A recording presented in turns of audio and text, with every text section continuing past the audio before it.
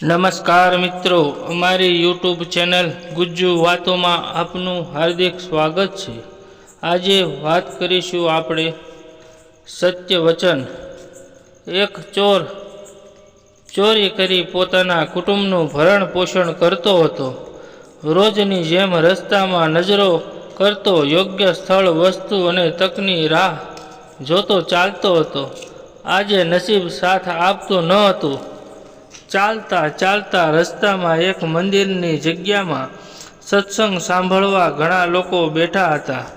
તે જોઈ ચોરે વિચાર્યું, સત્સંગ બાદ લોકો બહાર નીકળશે ત્યારે ચોરી કરવાની તક મળી જશે અને સમય પસાર કરવા એ પણ સત્સંગ સાંભળવા શ્રોતાઓની વચમાં બેસી ગયો। આજનો સત્સંગ હતો સત્ય વચન પર। ચોરને રસ પડ્યો, એ ધ્યાનથી સાંભળી રહ્યો। સત્સંગ પૂરો થતાં બધા લોકો પ્રસાદ લઈ મંદિરની બહાર નીકળી ગયા। પછી ચોરે સત્સંગ કરતા મહારાજને કહ્યું, હું અહીં બીજા જ કારણસર આવ્યો હતો, પરંતુ તમારી વાત એટલી સુંદર હતી કે હું સાંભળવા સિવાય રહી ન શક્યો। મારું મન મૂંઝવણમાં છે। ચોરને સમજ ન પડી કે તે સત્ય બોલીને ધંધો કેવી રીતે કરી શકે।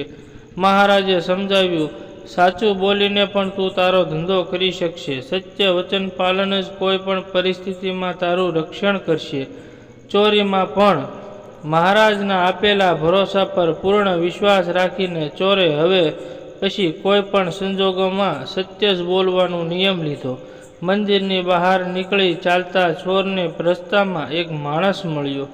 પેલા માણસે ચોરને પૂછ્યું, તું કોણ છે? સત્ય જ બોલવાનું હતું એટલે ચોરે કહ્યું કે એ એક ચોર છે। પેલા માણસે એ પણ એક ચોર છે એમ કહ્યું। બંને ખુશ થઈ ભેટી પડ્યા અને મિત્રો બની ગયા। નવા ચોરે કહ્યું, આજે આપણે કોઈ કિંમતી વસ્તુની ચોરી કરીએ એટલે રોજ નાની નાની ચોરી કરવાની જરૂર ન પડે। મેં એક જગ્યા શોધી રાખી છે। નવો ચોર વાંકી ચૂકી ગલીઓમાંથી ચોરને લઈ ગયો। જ્યાં પહોંચ્યા તે રાજાનો મહેલ હતો। ચોરે ગભરાઈને કહ્યું, રાજાના મહેલમાં ચોરી કરવી ઘણું જોખમકારક છે। નવા ચોર મિત્રે સમજાવ્યું, એને ખજાના પાસે જવાનો ગુપ્ત રસ્તો ખબર છે, એટલે ગભરાવાની જરૂર નથી। બંને ચોર સાવચેતીથી ગુપ્ત રસ્તે તિજોરી પાસે પહોંચી ગયા। નવા ચોરે મિત્રે એ ચોરને તિજોરી તોડવા કહ્યું। તિજોરી તોડતા જ અંદર 5 મૂલ્યવાન હીરા દેખાયા। ચોર મિત્રે કહ્યું, આપણે 4 હીરા લઈએ, 2 તારા 2 મારા। 5મા હીરાને ભાગ પાડવા તોડીશું તો એની કિંમત બહુ ઓછી થઈ જશે, એને અહીં જ રહેવા દઈએ। ચોરને 2 હીરા મળવાથી જ એટલો ખુશ થઈ ગયો કે તરત જ સંમત થઈ ગયો। મહેલની બહાર નીકળી બંને પોતાના ભાગના હીરા લઈ છૂટા પડી ગયા।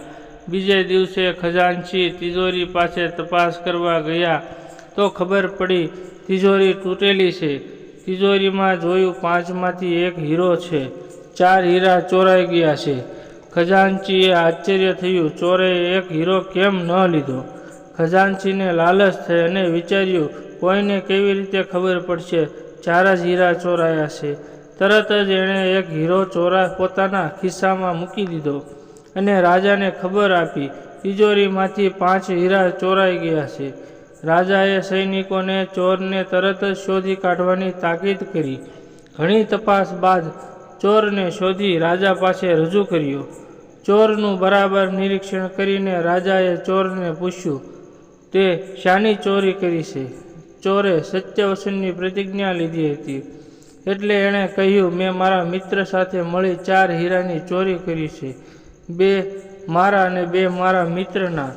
1 હીરો ભાગ પાડવા માટે તોડવો પડે અને એની કિંમત નગણ્ય થઈ જાય એટલે રહેવા દીધો। રાજાએ ખજાનચીને ફરી પૂછ્યું, કેટલા હીરા ચોરાયા છે? ખજાનચીએ કહ્યું, મહારાજ 5 હીરા ચોરાયા છે। રાજાએ તરત જ ખજાનચીને પદભ્રષ્ટ કરી ચોરની ખજાનચી તરીકે નિમણૂક કરી। રાજ્યસભામાં બધા આશ્ચર્યમાં પડી ગયા। સાથે પેલો ચોર પણ રાજાએ ખુલાસો કર્યો। જ્યારે રાજા વેશપલટો કરી નગરમાં ફરવા નીકળ્યા હતા ત્યારે મેં ચોર સાથે મળી 4 હીરાની ચોરી કરી હતી। આ ચોર સાચું બોલે છે અને ખજાનચીએ જ 5મા હીરાની ચોરી કરી છે. ચોરને જ્ઞાન થયું કે એક સારો નિયમ કેટલો લાભદાયક છે. એણે મનમાં જ મહારાજનો આભાર માન્યો. ચોરે બધી ખરાબ આદતો છોડી દીધી અને નિષ્ઠાપૂર્વક સત્ય વચન પાલન કરી ખજાનચીની ફરજ બજાવી જીવન ઉજળું કર્યું. વાતનો સાર: કોઈ પણ નિયમ તમને અલગ તારવશે અને નિયમનું પાલન તમારી નિષ્ઠા તમને ગુણ ઉચ્ચ જગ્યાએ પહોંચાડે છે. એક ગુણ પણ કટિબદ્ધતા સાથે અમલમાં મૂકીએ તો ધીરે ધીરે બીજા સદ્ગુણો સહજ રીતે આપણામાં પ્રવેશે છે. જેમ જેમ આધ્યાત્મિક માર્ગ તરફ આગળ વધીએ તેમ સમજાય છે કે જીવનનો સાચો આનંદ એ પ્રમાણે જીવવામાં છે. જ્યારે ભૌતિક આનંદો પાછળ દોટ મૂકીએ ત્યારે ઈચ્છાઓની અપૂર્તિ જેવી પરિસ્થિતિ ઉત્પન્ન થાય છે અને કામનાઓ વધતી જાય છે. સદ્ગુણો અને આધ્યાત્મિકતાને સહારે જીવન જીવવામાં એક અનોખો સંતોષદાયક આનંદ મળે છે અને મન શાંતિ અનુભવે છે. મિત્રો, આવા જ જીવન ઉપયોગી મજેદાર વિડીયો જોવા માટે અમારી ચેનલને લાઈક કરી તમારા મિત્રોમાં શેર કરી ચેનલને સબસ્ક્રાઈબ જરૂર કરજો. થેન્ક યુ મિત્રો. રાધે રાધે.